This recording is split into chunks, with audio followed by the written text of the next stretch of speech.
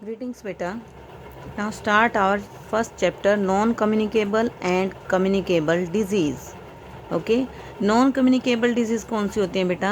जो एक दूसरे से ट्रांसफ़र नहीं होती, स्प्रेड नहीं होती। और कम्युनिकेबल डिजीज़ कौन सी होती हैं? जो एक दूसरे से स्प्रेड हो जाती हैं। ठीक है, हम डिटेल में आगे पढ़ेंगे, आपको पता चलेगा। देखिए, a disease is a condition in which the proper functioning of the body or a part of the body gets affected. Disease यानी बीमारी एक ऐसी कंडीशन है जिसमें हमारे बॉडी के पार्ट्स प्रॉपर फंक्शनिंग नहीं कर पाते। All living things can fall sick. सभी जो लिविंग थिंग्स हैं वो बीमार हो सकते हैं। There are hundreds of different diseases and each one has its own set of symptom. यानी कि बहुत सारी हज़ारों ऐसी बीमारियां हैं और इनके सब के अपने अलग अलग सिम्टम यानी कि उनकी अलग अलग पहचान होती है। सिम्टम यानी उसके जो दिखाई देते हैं कि ये इसकी पहचान है। इज़ एन इंडिकेशन, ये एक इंडिकेशन होती है that we may be suffering from a disease, कि हमें पता चले कि हम एक बीमारी से ग्रसित हैं। Example of symptoms are fever, headache and body pain. जैसे कि बुखार हो जाना, सर दर्द हो जाना और बॉडी में पेन होना। तो ये जब सिम्टम हमें नज़र आते हैं तो हमें पता चलता है कि हम बीमार हैं।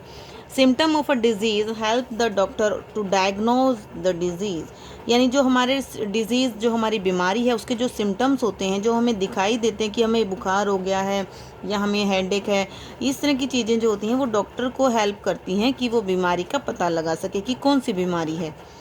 The following are some of the cause of disease. Cause मतलब कारण। बीमारी के कारण कौन कौन से होते हैं वो नीचे दे रखे हैं।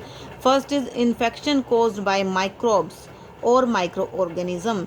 इन्फेक्शन हो जाए कोज्ड किसके कारण? माइक्रोब्स या माइक्रो ऑर्गेनिज्म। माइक्रो ऑर्गेनिज्म क्या होते हैं या माइक्रोब्स क्या होते हैं बेटा?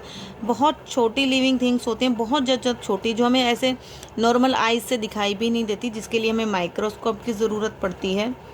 ईटिंग अनहाइजीनिक फूड और ड्रिंकिंग कंटेमिनेटेड वाटर। यानी हाइजीनिक फूड यानी जो सही फूड नहीं होता बेटा, दूषित फूड होता है, और जो दूषित पानी यानी गंदा पानी होता है उसको खाने से बीमारी हो जाती है। एनवायरमेंटल पॉल्यूशन, जो एनवायरनमेंट में उसकी वजह से। पुअर सैनिटरी कंडीशंस, जो सैनिटरी कंडीशंस हैं वहाँ पर भी सफाई ना होना एक बीमारी का कारण होता है।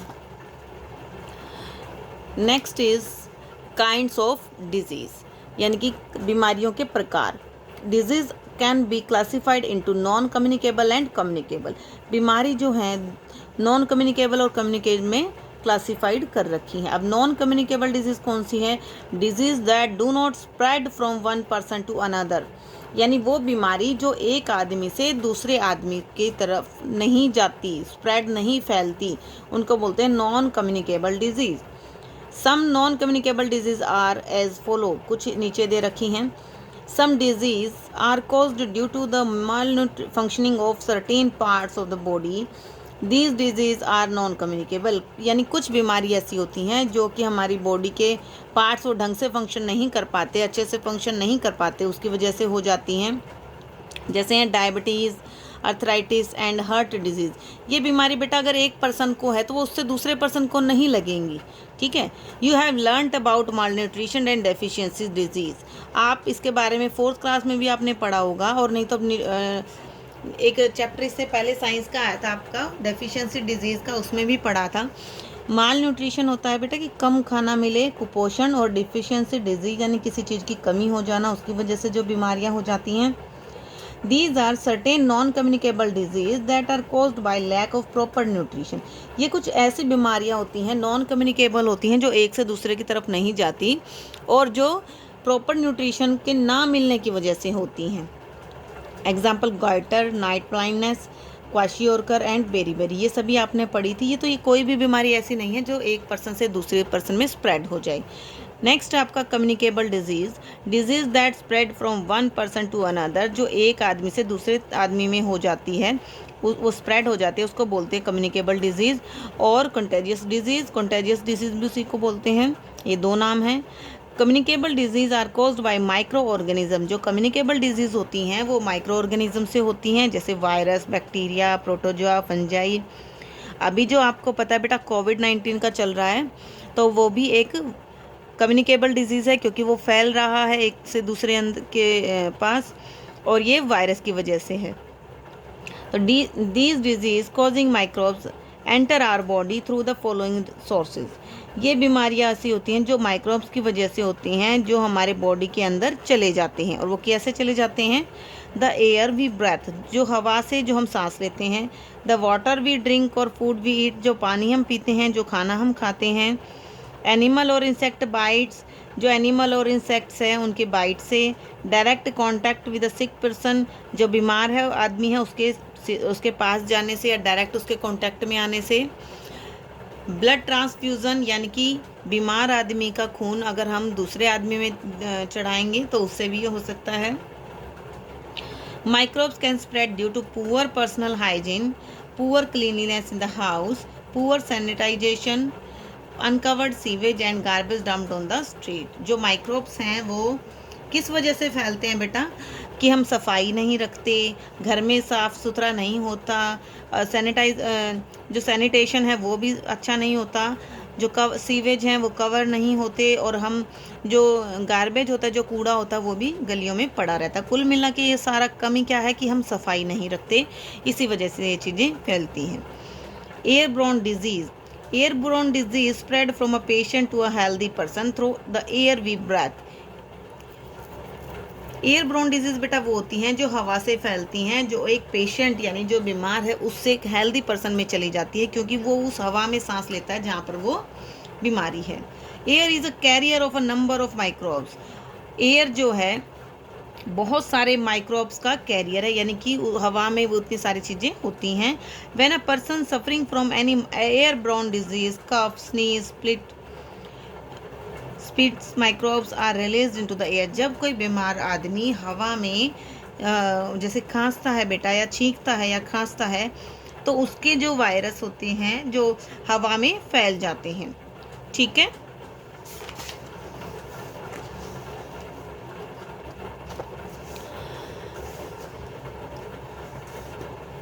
These microbes spread in the air and may infect a healthy person. ये जो माइक्रोब्स हैं हवा में फैल जाते हैं और एक हेल्दी पर्सन को अफेक्ट कर देते हैं, causing him or her to fall sick, और इस वजह से वो भी बीमार हो जाता है। Some of the airborne disease, their symptoms and the microbes causing this disease are given in the following table. कुछ ऐसी ही एयरबोर्न डिजीज़ हैं जो हमारे नीचे इस टेबल में दे रखी हैं। जैसे कि कॉमन कोल्ड है बेटा, इसके सिम्टम क्या हैं, यानी इसको क्या क्या इसकी पहचान होती है? स्नीजिंग, हेडेक, रनी और ब्लॉक्ड नोज, सोर थ्रोट, यानी ये छींक लगना, छींक के आना, सर दर्द, नाक बहना, गला खराब रहना, ये कॉमन कोल्ड की निशानी है बेटा। और ये किस वजह से होता है? वायरस की वजह से। नेक्स्ट इज़ फ्लू, इसको इन्फ्लुएंजा भी बोलते हैं। इसके क्या क्या सिम्टम्स हैं? Fever, cold cough, sore throat and body pain and tiredness. ठीक है, ये भी वायरस की वजह से होता है। उसके बाद है ट्यूबरक्लोसिस यानी टीबी, कंटिन्यूस कफ यानी लगातार खांसी, pain in the chest, chest में पेन होना, कफिंग अप ब्लड और स्पटम यानी कि जब हम खांसें तो ब्लड आए, फीवर और स्वेटिंग एट नाइट, बुखार होना, रात को पसीने आना। ये किसकी वजह से होता है? बैक्टीरिया की वजह से। Pneumonia, chest pain caused by inflammation and severe congestion of the lungs, यानी लंग्स ढंग से काम नहीं करते, चेस्ट में पेन हो जाता है, डिफ़िकल्टी इन ब्रीदिंग, सांस लेने में दिक्कत होती है, फीवर होता है। ये भी किसकी वजह से होता है? बैक्टीरिया। अब ये सारे एयरबोर्न डिजीज़ थे। अब वाटरबोर्न यानी पानी की वजह से जो बीमारियां फैलती हैं। Waterborne diseases are caused by drinking contaminated, contaminated मतलब दूषित, गंदा पानी, दूषित पानी पीने से जो बीमारियां होती हैं। Poor sanitary conditions, eating food kept in the open or mixing of sewage water with drinking water may also cause waterborne disease.